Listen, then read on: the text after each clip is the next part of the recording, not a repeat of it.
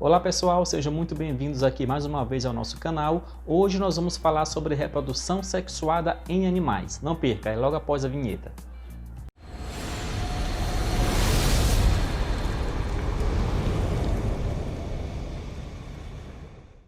Na maioria dos animais e em muitas plantas e seres vivos ocorre a chamada reprodução sexuada, que é aquela em que há troca de material genético através de células reprodutivas chamadas gametas. A maior parte dos seres vivos com reprodução sexuada produzem separadamente indivíduos do sexo masculino e indivíduos do sexo feminino. Os indivíduos do sexo masculino vão produzir o gameta masculino e os indivíduos do sexo feminino vão produzir o gameta feminino. A reprodução sexuada se caracteriza pela união desses dois gametas, o gameta masculino e o gameta feminino, que se unem formando o zigoto. Essa união é chamada de fecundação ou de fertilização. A fecundação pode ser compreendida como um fenômeno biológico que envolve o processo de junção dos gametas masculino e feminino. E o produto dessa união, a célula formada através dessa união, é chamada de célula-ovo ou de zigoto. E é a partir dessa primeira célula, o zigoto, que um novo indivíduo será formado. O zigoto então se divide e origina duas células filhas, que no final dará origem a um novo ser vivo.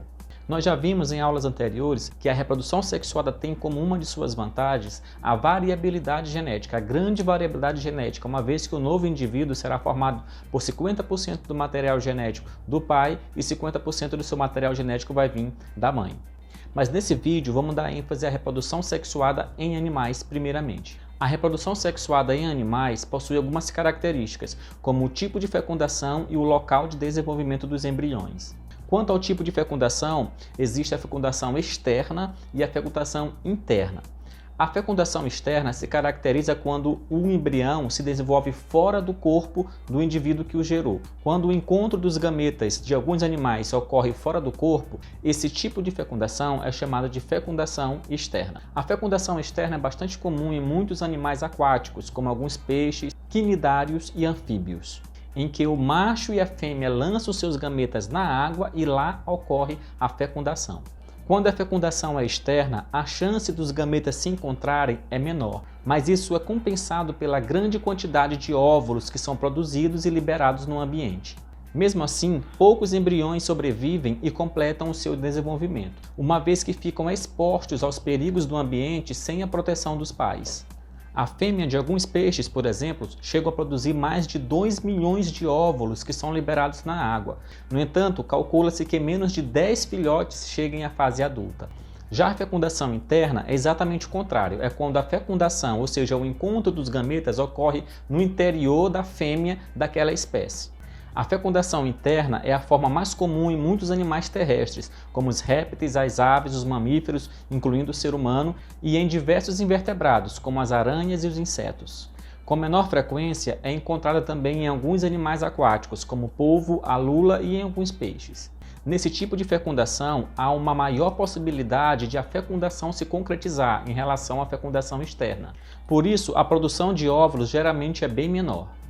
A fecundação interna ela é vantajosa no ambiente terrestre porque evita a perda de água, ou seja, a desidratação do embrião. Além disso, a produção de óvulos e embriões pode ser menor porque existe uma proteção maior aos embriões, assim como a probabilidade de sobrevivência deles até a fase adulta. É importante que compreendamos que a fecundação interna é um processo mais independente do meio aquático e que, por ocorrer dentro da fêmea, apresenta muito mais chances de sucesso.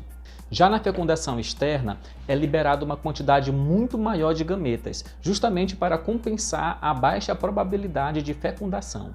Ou seja, a fêmea libera o ovo no ambiente e o embrião se desenvolve utilizando as reservas nutritivas presentes no ovo. Alguns animais com reprodução interna são ovíparos. É o caso de vários invertebrados, de alguns peixes, dos répteis em geral e de todas as aves. No caso dos animais que produzem ovos em meio terrestre, a casca e as demais estruturas do ovo protegem o embrião contra a perda de água. Dentro do ovo, há reservas de alimento, como a gema e a clara, por exemplo. Essas reservas permitem que o filhote saia já formado do ovo, semelhante ao adulto. A maioria das aves constrói ninhos com gravetos, gramas, pelos, penas, barro e etc., onde depositam e chocam seus ovos. O calor do corpo é importante para o desenvolvimento do embrião, e o ninho também ajuda a proteger os ovos dos predadores. Após o tempo de incubação, que varia de espécie para espécie, ocorre a eclosão. Ou seja, a casca do ovo se quebra e o filhote sai. E durante algum tempo, o filhote continuará sendo alimentado e protegido, geralmente por ambos os pais. A título de curiosidade, o tempo de incubação da galinha doméstica é de aproximadamente 21 dias. Mas os ovos que contém no mercado e que nós compramos para nos alimentar em casa geralmente não contêm zigoto, ou seja, não originam novos organismos, porque vêm de galinhas criadas em granjas e que não foram fecundadas. São, portanto, óvulos não fecundados envolvidos com gema, clara e casca. Aqui no Nordeste costumamos dizer que são ovos galados. Outros animais com fecundação interna são também vivíparos. No latim significa aquele que já nasce formado, como é o caso dos mamíferos em geral. O embrião troca substâncias com o sangue materno através da placenta, que é formada no útero da mãe. Ele recebe o oxigênio e o alimento necessários e elimina os resíduos produzidos pelas células. Há ainda os animais ovovivíparos, que é uma mistura, como se fosse uma mistura de ovíparos com mamíferos, ou seja, a fêmea chega a colocar o ovo, mas a fecundação é interna. O ovo com casca é retido dentro da fêmea, até que o desenvolvimento se complete e o filhote já saia formado. Que coisa, né? Este é o caso de alguns invertebrados, de alguns peixes e de algumas serpentes. Agora vamos falar sobre os tipos de desenvolvimento, que podem ser direto ou indireto. O desenvolvimento direto é quando o filhote já nasce semelhante ao adulto. Por exemplo, em répteis e aves que produzem ovos com grande quantidade de alimentos, os filhotes já nascem praticamente idênticos ao adulto. O mesmo ocorre com os mamíferos, só que nesse caso, o filhote recebe o alimento da mãe, não através do ovo, mas já nasce semelhante ao adulto. É por isso que nós dizemos que nesses animais ocorre o chamado desenvolvimento direto. Na maioria dos peixes também ocorre desenvolvimento direto. No entanto, muitos animais não se desenvolvem dessa forma, como nós veremos a seguir. Certos animais produzem filhotes muito diferentes dos adultos, podendo até ocupar nichos e ambientes distintos. Isso ocorre porque no ciclo de vida desses animais há fases de desenvolvimento que antecedem a fase adulta. A fase inicial você vai lembrar, é aquela conhecida como larva. Já viu uma larva? As larvas são capazes de se locomover, capturar e armazenar certa quantidade de alimentos, e então se transformar em um animal adulto. Esse tipo de desenvolvimento é chamado de desenvolvimento indireto, e a transformação que ocorre neste tipo de desenvolvimento é chamada de metamorfose. Ela ocorre com diversos invertebrados, como muitos insetos, crustáceos e moluscos, além também dos anfíbios, como os sapos e as rãs. Falando especificamente de insetos, por exemplo, alguns insetos como a barata e o gafanhoto, os indivíduos já nascem muito parecidos com os seus pais. No entanto, ele ainda sofre algumas modificações durante a vida, como por exemplo, eles recebem asas até chegar à fase adulta.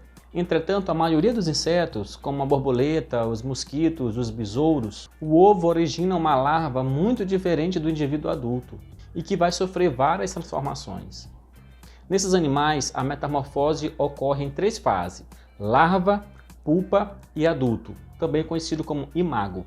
Alguns insetos também não sofrem nenhum tipo de metamorfose, como por exemplo as traças, que ela já sai do ovo idênticas ao indivíduo que a gerou e ela só cresce de tamanho, mas mantém a mesma forma desde o seu nascimento. No caso das borboletas e das mariposas, do ovo sai uma larva, a lagarta, como nós conhecemos, que depois de se alimentar e crescer, forma um casulo e entra na fase imóvel de pupa. E deste casulo, após um certo tempo, sai o animal adulto, sexualmente maduro. Na maioria dos casos, as larvas e os adultos possuem hábitos alimentares diferentes e vivem em ambientes diferentes. A vantagem disto é que indivíduos da mesma espécie, em diferentes estágios de desenvolvimento, não competem entre si, o que aumenta as chances de sobrevivência e, consequentemente, de reprodução. Vejamos agora o caso dos anfíbios. Os anfíbios, em geral, necessitam da água para a reprodução, já que o encontro dos gametas ocorre fora do corpo da fêmea, e o ovo não possui uma casca protetora contra a desidratação, como ocorre com os répteis e as aves. No caso dos anfíbios, do zigoto é gerado uma larva aquática, que nós conhecemos como girino. no caso de sapos, rãs e pererecas. O girino sofre transformações e origina um animal adulto, que embora seja terrestre, vive muitas das vezes em ambientes úmidos, dependendo dele tanto pelo seu modo de reprodução como pelo seu modo de respiração. Eu devo lembrar vocês que os anfíbios, além da respiração pulmonar, eles também possuem a respiração cutânea, através da pele. Para isso, a sua pele deve estar o tempo todo úmida. Vamos observar agora como se dá o processo de desenvolvimento embrionário até a fase adulta dos anfíbios. Como exemplo, vamos pegar aqui um sapo. O macho abraça a fêmea e deposita os espermatozoides dele na água. Ao mesmo tempo, a fêmea deposita os seus óvulos também na água. Lá ocorrerá a fecundação, ou seja, a união do espermatozoide com o óvulo. Do óvulo se originará o girino, que possui cerca de 5 milímetros de comprimento, é muito pequenininho. Depois de algumas semanas, o girino cresce muitas vezes o seu tamanho inicial, chegando até 2,5 centímetros, 2,5 cm, mas ainda não possui membros. Passado mais algum tempo, aparecem os membros posteriores, ou seja, as patinhas de trás, O animal já possui mais ou menos 3,5 centímetros de comprimento nesta fase. Depois aparecem os membros anteriores, o animal já tem cerca de 9 centímetros de comprimento. Após alguns dias, a cauda começa a regredir ao tempo em que os membros anteriores e posteriores começam a se desenvolver. No final, a cauda some completamente e forma um indivíduo adulto. Então é isso, pessoal. Espero que vocês tenham aproveitado bastante os conteúdos tratados nesse vídeo. Mais uma vez eu peço que você deixe sua curtida aí, deixe o seu joinha, tá bom? Compartilhe esse vídeo com seus colegas de classe, você que faz parte do ensino fundamental ou do ensino médio. Você pode compartilhar esse vídeo aí com seus amigos de classe também. E, por favor, não se esqueçam de se inscrever no canal, tá bom? Se inscrevam no canal, porque toda vez que a gente postar um novo vídeo, você vai ficar por dentro de tudo, tá bom? Um grande abraço do professor Rondinelli. Um beijo, fico todos com Deus, até a próxima.